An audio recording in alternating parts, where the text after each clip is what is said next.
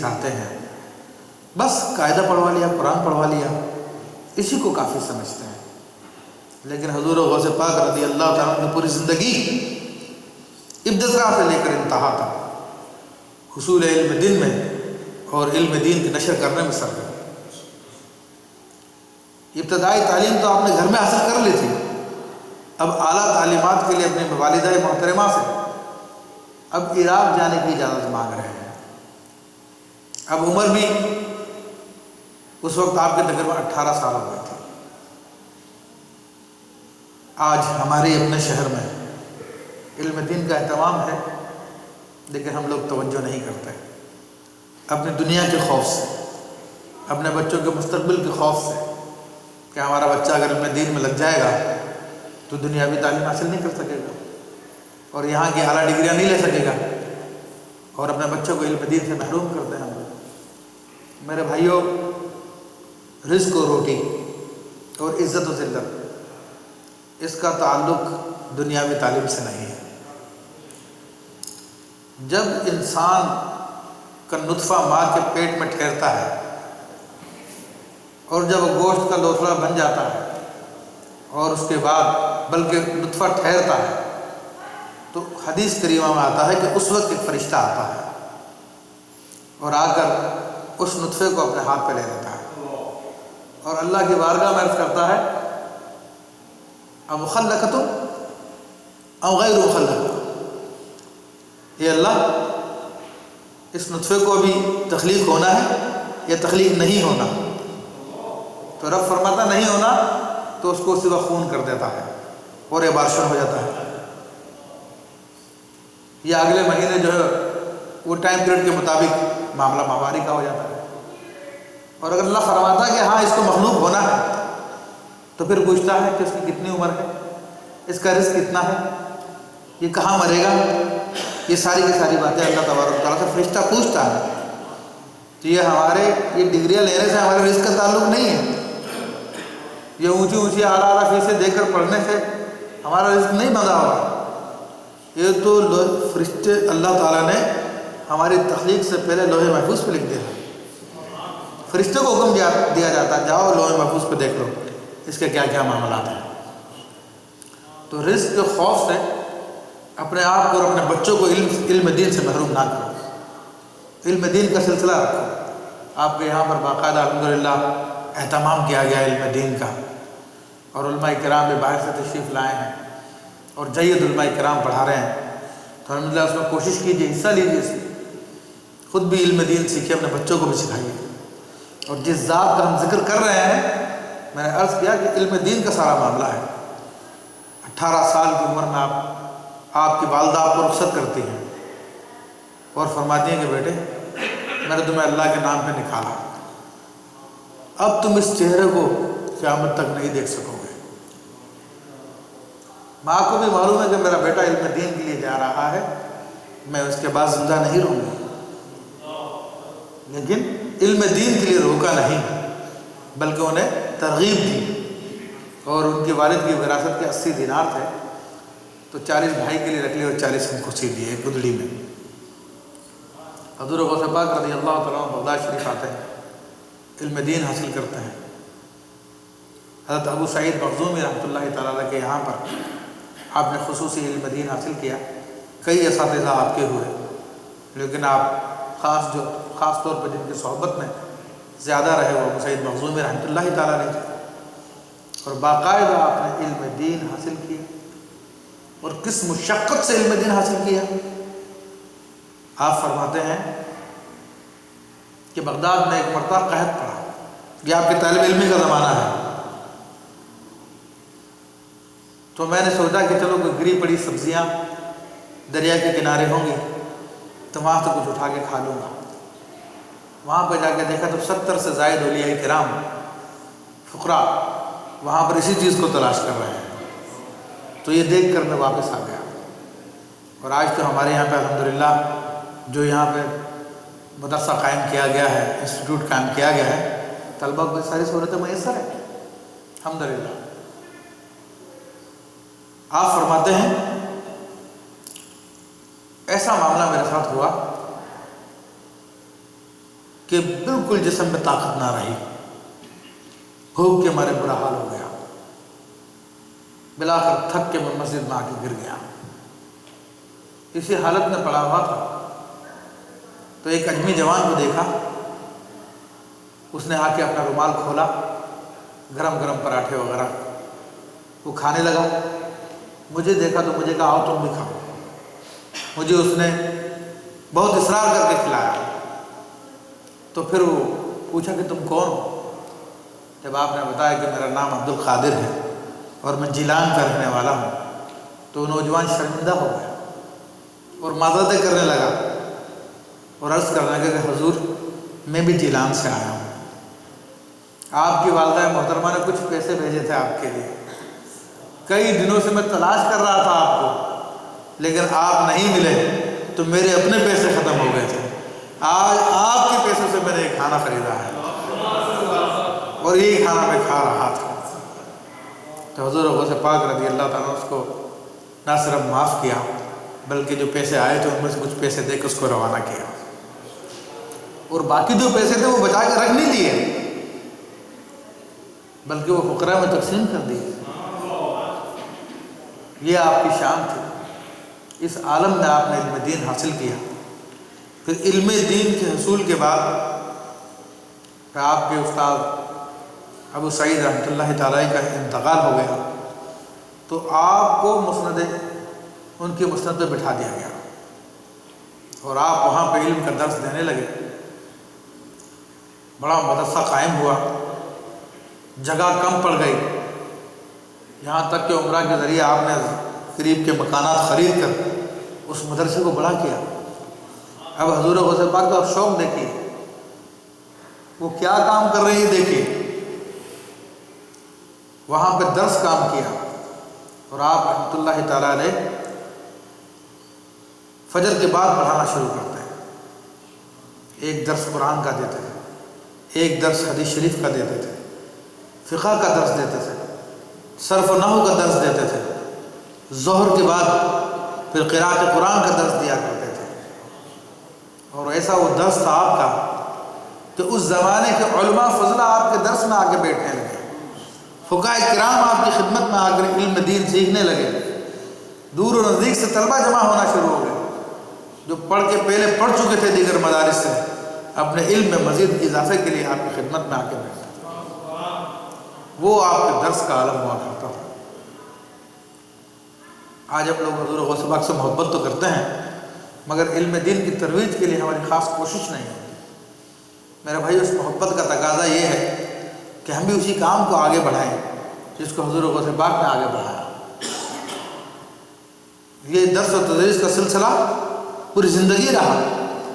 آپ خود فرماتے ہیں درست علما حتی صرت خطبا، کہ میں علم کا درس لیتا رہا یہاں تک کہ میں خطب ہو گیا۔ تو یہ علم دین سے آپ کی دوستی کی میں نے ذکر کی۔ باقی جہاں تک آپ کی عبادت و ریاضت کا تعلق تھا تو اس کی شان تو یہ تھی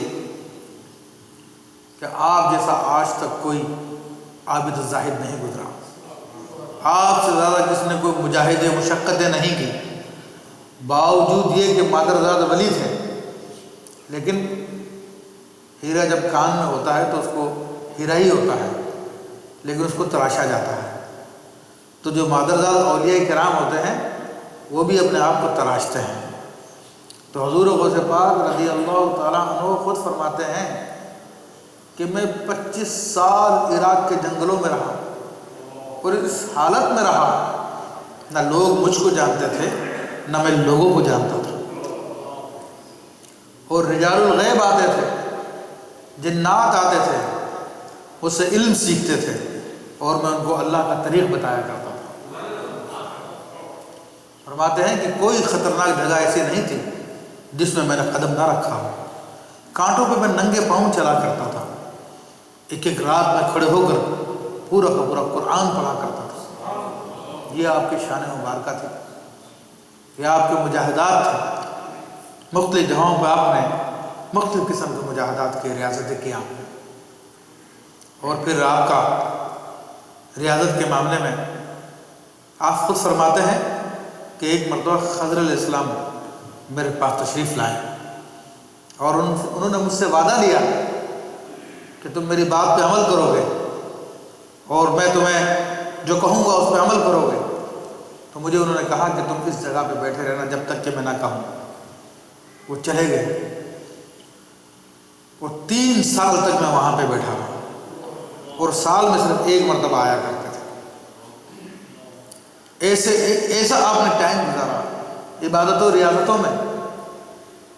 آپ فرماتے ہیں کہ برج اجمی پر میں نے 11 سال چلہ کشی کی اور ایک مرتبہ میں نے قسم کھا لی کہ جب تک میرا رب مجھ کو کھلائے گا پلائے گا میں نہیں کھاؤں گا.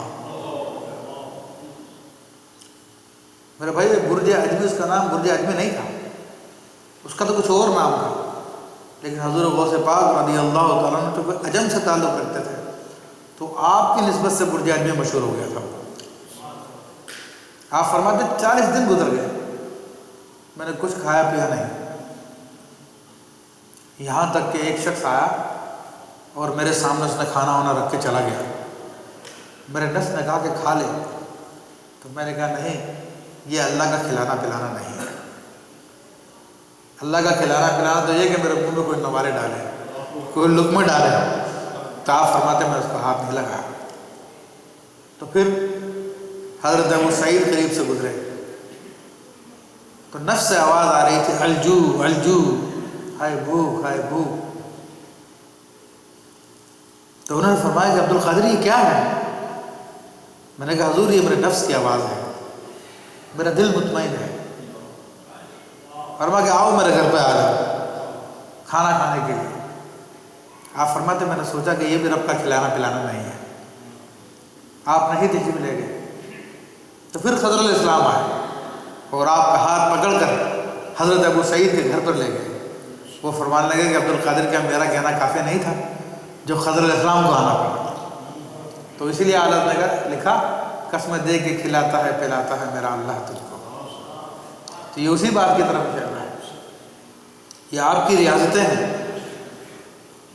آپ خود فرماتے ہیں کہ جب میں کرخ کے جنگلوں میں تھا تو ایک سال تک پانی نہیں پیتا تھا، 1 سال تک کھاتا نہیں تھا، 1 سال تک کبھی پانی پیا کبھی کھایا. یہ ایسا عالم آپ نے گزارا. اور میرے بھائیوں پھر اللہ نے آپ پہ کیسا فضل فرمایا. پھر آپ کو حکم دیا گیا، آپ اس دنیا میں لوٹ کے آئے، پھر آپ نے درس و تدریس کا سلسلہ بھی کیا. نبی کریم رؤوف الرحیم صلی اللہ تعالیٰ علیہ وسلم، بلکہ اس سے پہلے آپ کے استاد، آپ کے بزرگوں نے آپ کو کہا کہ آپ واز کیا کریں، تو آپ یہ سوچ کے واز نہیں کرتے تھے کہ میں اجمی ہوں، میری مدر ٹنگ عربک لینگویج نہیں ہے اور مجھے سننے والے عربی ہیں، ان کے سامنے میں کوئی زیادہ اچھا کلام نہیں کر سکوں گا. تو نبی علیہ السلام تشریف لاتے ہیں اور فرماتے ہیں کہ عبد القادر تم واز کیا کرو. عرض کیا رسول اللہ صلی اللہ علیہ وسلم میں اجمی ہوں یا عربی ہے؟ سرکار دو عالم صلی اللہ علیہ وسلم نے ارشاد فرمایا کہ اپنا منہ کھولو. سرکار دو عالم صلی اللہ علیہ وسلم نے اپنا لعاب دہن 7 مرتبہ آپ کے منہ میں ڈالا. ساتھ میں مولا کائنات بھی تھے. سرکار دو عالم صلی اللہ علیہ وسلم تشریف لے گئے تو مولا کائنات نے ارشاد فرمایا کہ عبد القادر منہ کھولو. آپ نے منہ کھولا تو 6 مرتبہ انہوں نے لعاب دہن ڈالا. تو میں نے عرض کی حضور 7 دفعہ کیوں نہیں؟ تو فرمانے لگے کہ رسول اللہ کے ادب کی وجہ سے کہ 7 دفعہ حضور نے ڈالا، میں 6 دفعہ ڈالتا ہوں. اس کے بعد پھر جو آپ نے خطاب کرنا شروع کیا، اللہ اکبر، کہ دنیا عرب آج تک آپ کے خطبات پہ حیران ہے. جو فصاحت و بلاغت کے دریائے سمندر آپ نے بہا ڈالے. اور وہ واعظ و نصیحت فرمائی کہ آپ کا واعظ سن کر لوگ اپنے کپڑوں کو پھاڑ لیا کرتے تھے، گناہگار توبہ کر لیا کرتے تھے، اللہ رسول کی محبت میں گم ہو جایا کرتے تھے. آپ کا واعظ سن کر 5000 یہودیوں نے اسلام قبول کیا. میرے بھائیو، یہودیوں کا اسلام قبول کرنا بہت بڑی بات ہے. یہ بڑے بنیاد پرست لوگ ہیں، فنڈامنٹلسٹ ہے، اپنے مذہب پہ بہت سختی سے قائم ہے. لیکن آپ کے خطاب کا وہ اثر تھا کہ ان کے دلوں کو بھی آپ نے تبدیل کرنا.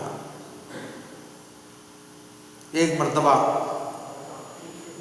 آپ کے فرزند عرض کرنے لگے، انہوں نے خطاب کیا تو لوگوں پہ کوئی خاص اثر نہیں ہوا.